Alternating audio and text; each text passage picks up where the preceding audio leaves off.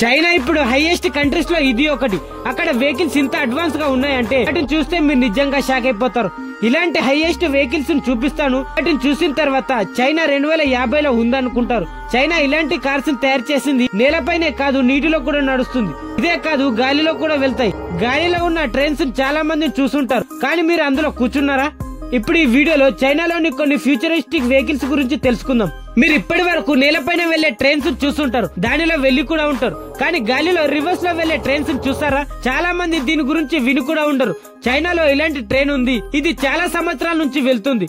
ఈ train reverse లో వెళ్ళినప్పుడు అందులో ప్యాసింజర్స్ కూడా రివర్స్ లో కూర్చుంటారేమని అనుకుంటారు. ఈ ట్రైన్ ఇలా తయారు చేశారంటే మనం దూరం నుంచి చూసినప్పుడు అందులో ప్యాసింజర్స్ మాత్రం రివర్స్ లో కూర్చున్నట్టుగా అనిపిస్తుంది.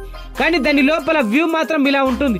అందులో ప్యాసింజర్స్ స్ట్రైట్ గానే కూర్చుంటారు, కానీ ఆ ట్రైన్ మాత్రం ఇలా రివర్స్ లో ఉంటుంది. చైనాలో ఇలాంటి బ్రిడ్జెస్ పెట్టడానికి చాలా తక్కువ ఖర్చు వస్తుందంట. అందుకే ప్రతి సిటీలో చైనా గవర్నమెంట్ ఈ ట్రైన్స్ ని పెడుతున్నారు. ఇది ఇంత చిన్నగా కనిపించేలా ఈ చిన్న వెహికల్ హోండా ద్వారా తయారు చేస్తారు.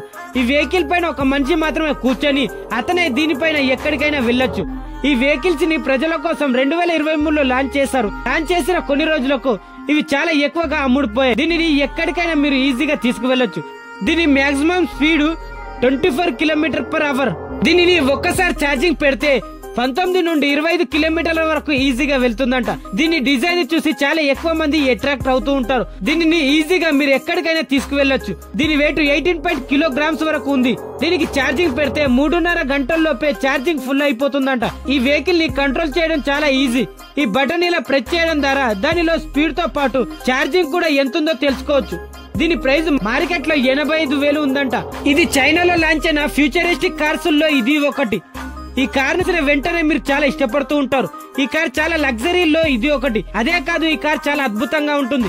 ఈ కార్ లోపల హైడ్రాలిక్ సిస్టమ్ పెట్టడం వల్ల దీనిని మీరు 150 meters వరకు పైకి లేపచ్చు. మూవీస్ లో కార్స్ ని ఇలా యూటర్న్ చేసినప్పుడు తిప్పుతూ ఉంటారు. దీనిని మీరు ఉన్న ప్లేసుల్లోనే యూటర్న్ చేయొచ్చు. ఏ కార్లు అయినా నేలపైన వెళ్తాయి, కానీ ఈ కార్ మాత్రం నీటిలో కూడా వెళ్తుంది. మీకు ఎమర్జెన్సీ ఉన్నప్పుడు ఈ కార్ తో నీటిలో కూడా వెళ్ళొచ్చు. ఆ కార్ నీటిలోకి వెళ్లిన వెంటనే కారు యొక్క విండోస్, డోర్స్ అన్ని ఆటోమేటిక్ గా లాక్ అయిపోతాయి. దీని ప్రైస్ మార్కెట్ లో 8 లక్షల నుంచి 50 లక్షల వరకు ఉందంట. దీనిని డ్రోన్ ప్లేన్ అని పిలుస్తారు. ఇది డ్రోన్ లాగా కనపడుతున్న ఏరోప్లేన్. దీనిని చైనా కంపెనీ వాళ్ళు తయారు చేస్తారు. ఈ డ్రోన్ చైనాలో చాలా దూరం వెళ్లడానికి యూజ్ చేస్తారు. ఇదొక టాక్సీ ట్రాన్స్పోర్ట్ లాగా వాడతారు. దీనిని పెద్ద పెద్ద సిటీల్లో ఎక్కువగా ట్రాఫిక్ ఉన్న ప్లేసుల్లో దీన్ని యూజ్ చేస్తారు. దీనిలో ఈజీగా ఎక్కడికైనా వెళ్ళొచ్చు. ఇందులో 2 మాత్రమే కూర్చుంటారు. దీనిని తయారు చేయడానికి ముఖ్య కారణం ఏంటంటే పర్యావరణాన్ని కాపాడడం కోసమే. ఎక్కడైనా ఈజీగా ల్యాండింగ్, టేక్ ఆఫ్ చేయగలుగుతుందట.